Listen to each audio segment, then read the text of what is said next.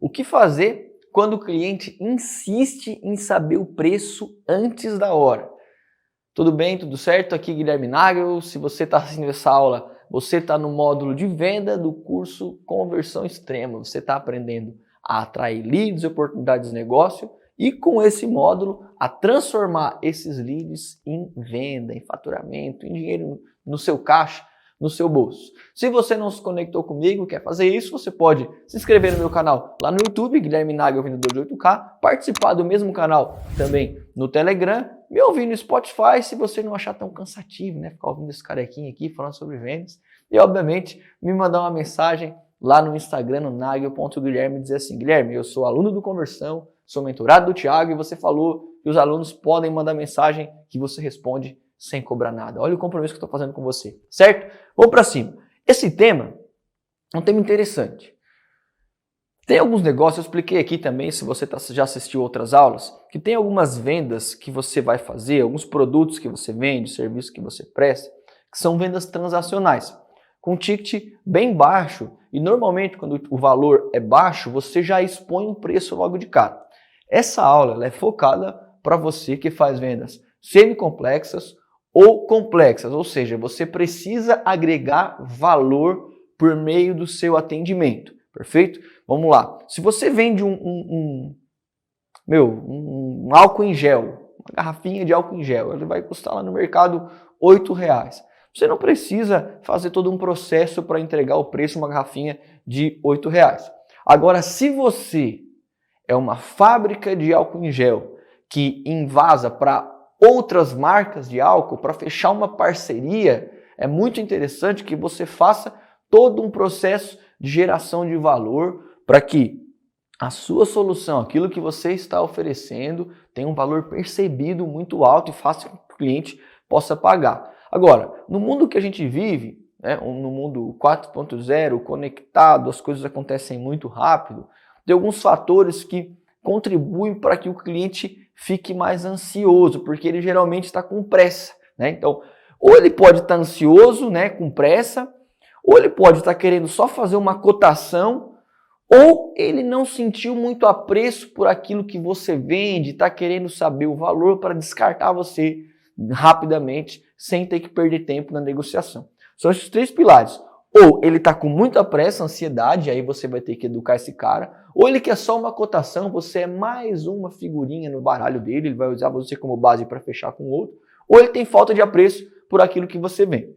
Minha primeira recomendação: nunca dê o preço logo de cara se você não sente confiança ou potencial que vai vender naquelas condições. Então, primeira situação que você vai fazer, primeira e básica, é sempre se surpreender quando o cliente pedir o preço e você ainda não está preparado para falar. Eu ensino, inclusive, aqui na agência, minha equipe, eu falo isso. O cliente fala: meu, quanto custa o serviço de Google Ads? Não estou entendendo. Google Ads? Pois é, quanto custa o serviço de Google? Não, é que eu nem conheci o seu negócio ainda, não entendi de fato aquilo que você precisa. Talvez seria uma falta de compromisso da minha parte falar um valor para você de algo que eu não sei se é o que você precisa e especialmente se eu vou conseguir te ajudar. Então você sempre se surpreende e devolve com uma pergunta para compreender se o cliente entende aquilo que você, do serviço que você presta ou do produto que você vende. Vou dar um exemplo, tá? Ele vai falar para você: cara, quanto custa um projeto aí de arquitetura com vocês para uma casa de tantos metros quadrados, digamos? Você responde: mano, você conhece profundamente como se faz o orçamento de uma casa de 2.000 metros quadrados? Isso, ele vai dizer que não. Pois é, justamente por você não conhecer, eu precisava fazer algumas perguntas para você, simples, no máximo 2 ou 3 minutinhos, para entender os seus anseios e aí sim eu ter base para te passar esse orçamento. Essa pergunta do você conhece profundamente como funciona o serviço de Google Ads? Você conhece profundamente como funciona a produção de um vídeo aqui na produtora?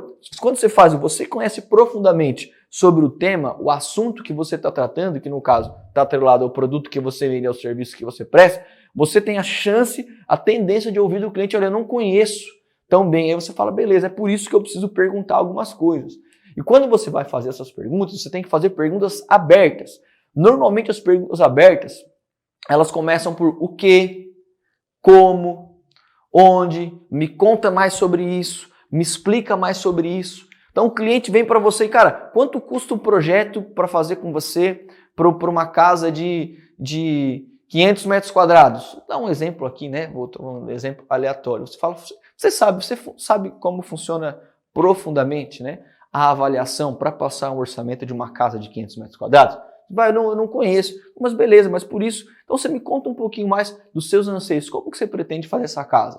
Vamos lá, quem são as pessoas que vão morar com você nessa casa? Quantos cômodos você projeta para essa casa, ok? Em quanto tempo você imagina começar essa obra ou, enfim, se mudar para essa casa? Então, você faz o questionamento se ele conhece profundamente, sempre com muita calma, e começa a fazer perguntas abertas, legal? Eu gosto muito de utilizar, depois de eu perguntar para o cliente se ele conhece profundamente, né? Eu já questiono ele, falo, fulano, o que chamou a atenção na minha empresa para que você fizesse contato comigo? Me explica um pouquinho mais, cara, por que você fez contato conosco? A gente pode dizer, cara, porque eu vi um anúncio no Google, é porque eu fui indicado, é porque vocês são referência aí na região, e ele tem mais margem, ok? Ele me dá mais margem de conversa para eu poder desenvolver aquela negociação. Pô, que legal, você gostou do meu trabalho? Ou você foi indicado? Você conhece alguma outra obra que a gente fez aqui no nosso, que a gente trabalhou a parte de interiores ou a parte civil? Então, você se sente mais à vontade e o cliente, da mesma maneira, ele vai ficar mais tranquilo para conversar com você.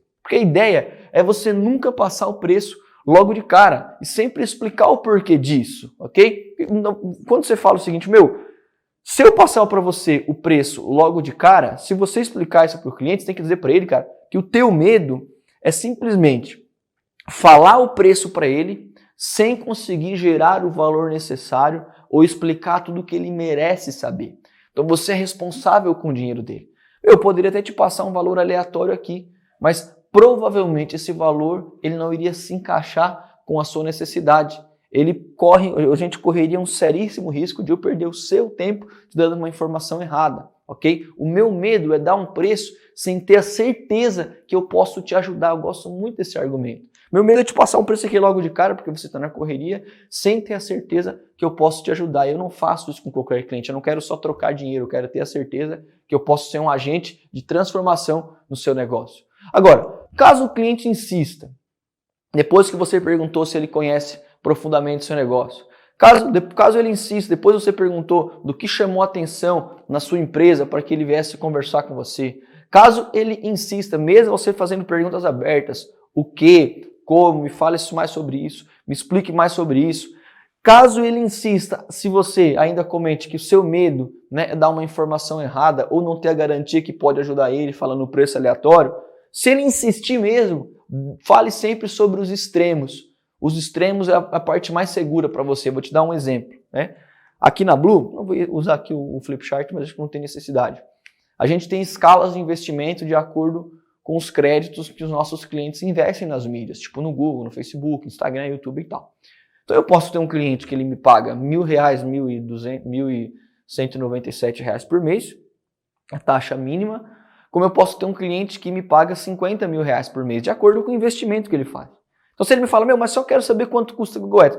Olha, eu tenho clientes que investem R$100 mil por mês e clientes que investem R$1.500 por mês. Eu dou os extremos, porque ele necessariamente vai me fazer mais uma outra pergunta, ok? Eu fico com as minhas margens de segurança. Você é um corretor de imóveis? Cara, mas quanto custa os apartamentos aqui nesse prédio? Olha, eu tenho apartamento aqui de R$350 mil até R$2,5 milhões. Por isso que eu precisaria entender um pouco mais do seu cenário, da sua necessidade, para oferecer a alternativa que mais se adequa àquilo que você precisa, ok? Fez sentido essa aula? Espero que sim. Bora praticar e vamos para cima. Valeu!